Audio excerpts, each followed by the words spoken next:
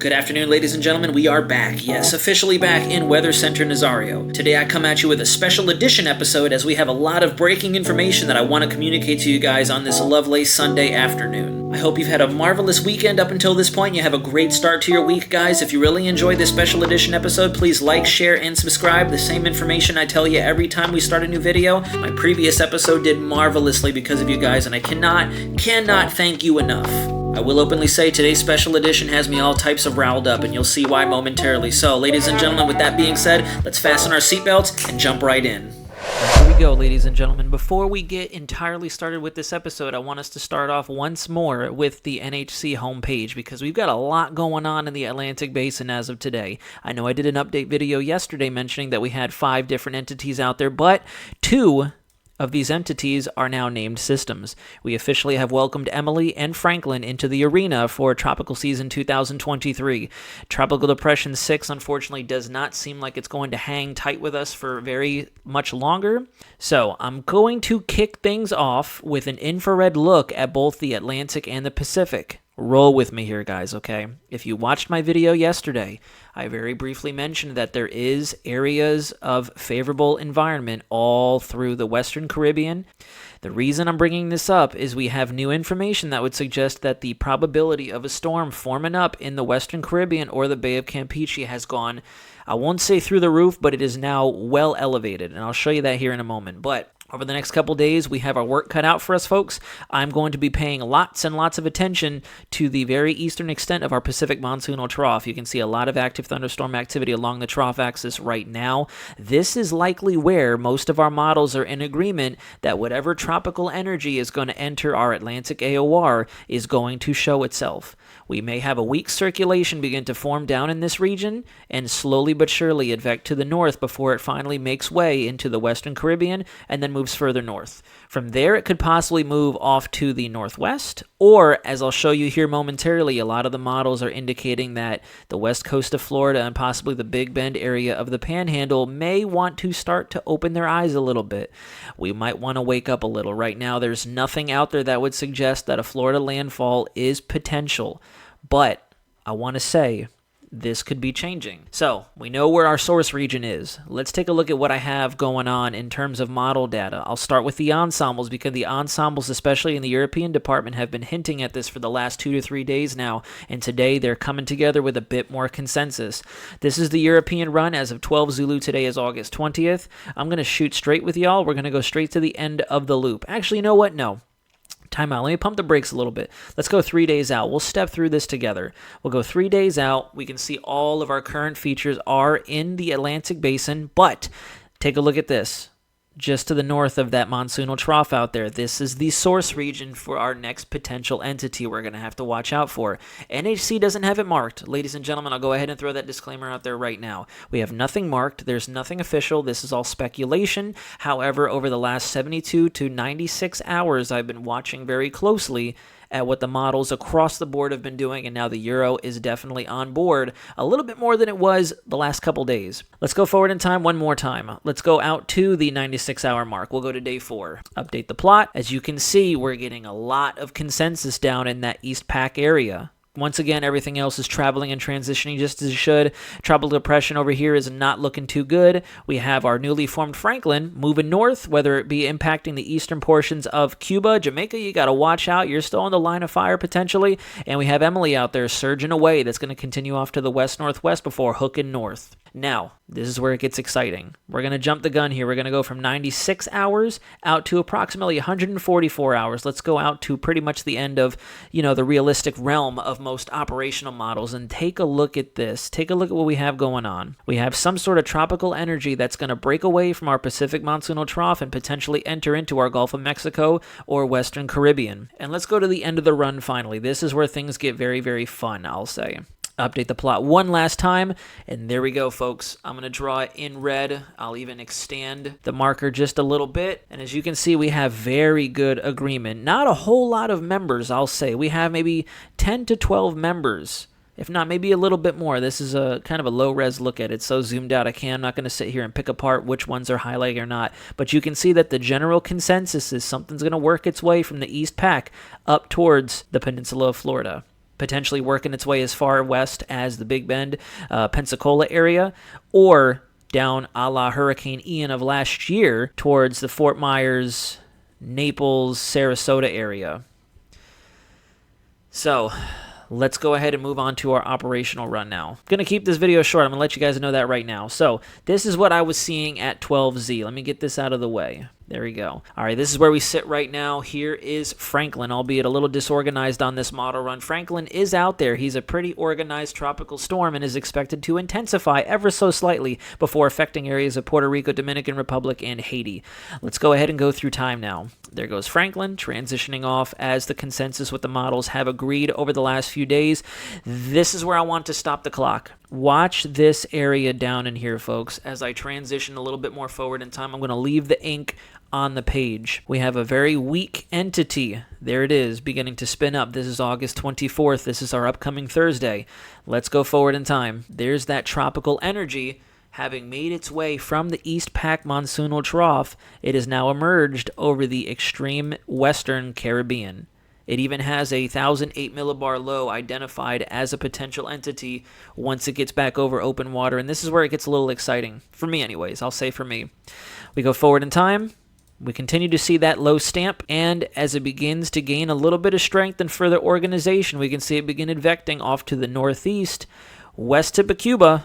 I want you to be watching this, and then eventually, as we get further and further through time, this is the very back end of the run, guys. I'm not going to say this is the end-all, be-all, but I will openly admit, based on the trends we've seen from June, July, into this point in August, to get the European model to have systems like Franklin out here, who is possibly a hurricane at this point in the run, and whatever this may be at 985 millibars, that takes a little bit of gusto. That takes a little bit of aggressiveness on the European model's, part. GFS is known for this. CMC can be a little bit of aggressive run on these kind of features. Icon, not so much, but even Icon is picking up on something forming in the Bay of Campeche and potentially moving northeast as it begins to mature. So this is why I wanted to make this special edition of Weather Center Nazario.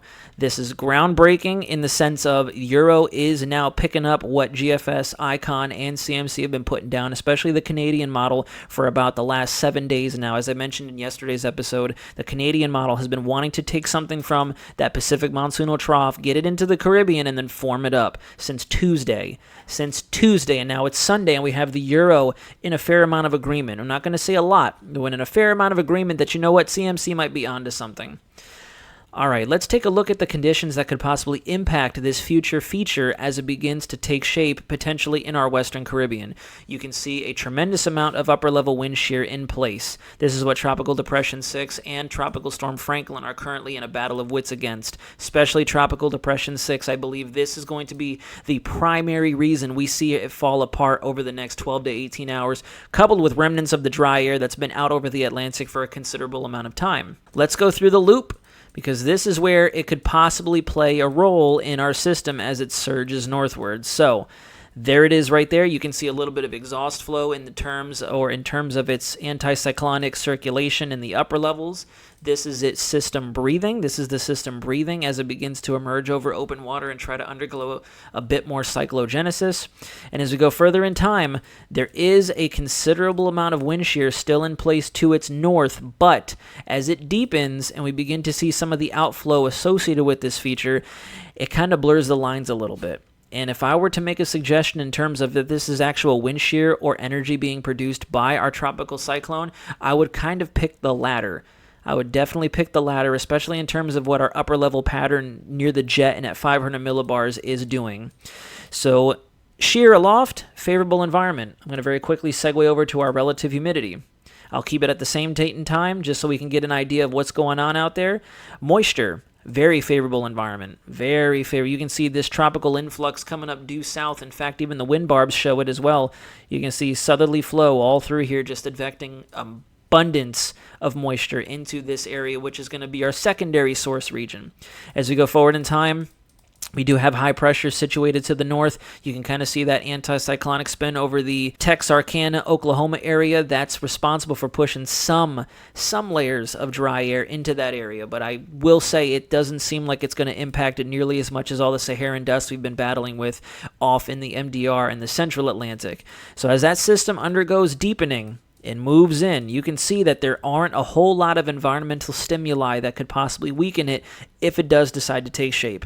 Ladies and gentlemen, we're deep into this episode. It's 10 minutes. I'm going to go ahead and throw that disclaimer out one last time before we begin to wrap up here slowly but surely. This is not reality. This is not official. I am not an official source, albeit I do have some knowledge I'm trying to communicate to you all. This is just hypothetical. It's just a theory, okay? But this theory has been in the workings for almost a week now. As of Tuesday morning, it'll be a week. I'm very interested to see if this can develop a little bit of consistency for our Euro. The operational run is picking up on it now. The ensembles have been picking up on it for the past 2 to 3 days now. In fact, if you travel over to my Instagram, weathercenter_Nazario, I've actually posted in the past how the ensembles have been pinging on this as a bit of a, hey guys, you should probably pay a little bit more attention. So, this is the special edition episode. With that being said, we have a lot of work cut out for us. We have 5 different circulations out there in the Atlantic right now, and the European model is anticipating even a 6th possibly over the horizon. We'll go back to our ensembles, and I'm talking about you right here, this guy. I know it's a bit of a conglomerate of mess because we have Emily out there and our current disturbance that's just worked its way off of Africa showing up in these ensemble members, but there is another entity out there. I'll see if my computer will play along with me. We'll go over to weathermodels.com. This will give you a better look at what it is I'm looking at. I love this website, by the way. Can't advocate for it enough. Tropical Tidbits is fantastic. Tropical Tidbits is the free platform that gives you a tremendous amount of model data to digest. However, I decided to take it a bit further and get a subscription to weathermodels.com. We'll go to animator start. I'm going to go straight to parameter because I want you guys to follow along through time with me as I segue through the model loop. We'll go to active cyclones. Cyclones is going to be our model, and our AOI is the tropical Atlantic. As you can see here, on the left-hand side of the screen, we are on the 20th at 12Z. This is the most up-to-date model run. I'm going to go 3 days into the future just so we can get an idea of where everything's at. Disturbance off the African coast. Check. Emily. Check. Tropical Depression 6, out of the game, check. Franklin, check. And down here, you can see the EPS ensembles are already coming into a good consensus that there is some kind of a low-pressure system that's going to show itself sometime around the 22nd, if not the 23rd of August. I'll backpedal and go to 48 hours, and you can already see some low ensemble members in agreement. There goes our Gulf Mexico system pushing into Texas. Now we'll go out to about the 120-hour mark. Take a look off the African coast. There's something else that the European model is trying to identify. So, folks, even though we have a lot of energy out there right now, typically the atmosphere likes to recharge when we have a lot of this ballistic information and ballistic energy flying around out there. But I think we are not going to see a waning of these events just yet. We will. I know long-range climatological models have us entering a bit of a more unfavorable environment as we go towards the beginning of September until about mid-September. I believe it was September 10th last time I looked, that we could be in a more unfavorable environment, especially over the western parts, of our Atlantic AOR. So as you go forward in time, you can see that next entity proceeds in a due west fashion. By the way, I'll go ahead and make sure that I'm highlighting these areas. It's this disorganized batch of ensemble members that I'm looking at right there. By the way, here is whatever could possibly form in our Western Caribbean, highlighted in yellow over in this region of your screen. I'll go ahead and erase. If you guys could fixate on those areas as we go towards the very tail end of the loop, you can see that there are a number of different ensemble members hinting at another storm buried underneath everything that's already going on. It's been a mess out there in the Atlantic. Buried underneath all these signatures, there's something else possibly working its way towards the Bahamas, towards the southeastern United States. In the upper levels, the reason why this is concerning to me in particular, I saw Weatherman Plus also share something in regards to this. In terms of big picture synoptic scale pattern, our mid to upper level ridging, our high height centers that are currently over top the United States, providing us with a tremendous amount of heat, also fueling the northerly push of now Tropical Storm Hillary's moisture as it begins to impact the southwest. That's going to transition a bit more eastward. And because of that, the greatest takeaway This is going to allow more of our systems in the Atlantic that form up to come closer and closer to impacting a major landmass, like the Caribbean, like the Bahamas, and dare I say it, the United States, especially the Southeast and the Gulf of Mexico. So I know this has been a word vomit of information to you guys, so we'll go ahead and begin the conclusion of Weather Center Nazario. That just about wraps up this special edition of Weather Center Nazario. There's a lot to digest, there's a lot for us to continue to look out for, and I know my eyes are going to be glued on that East Pac monsoonal trough.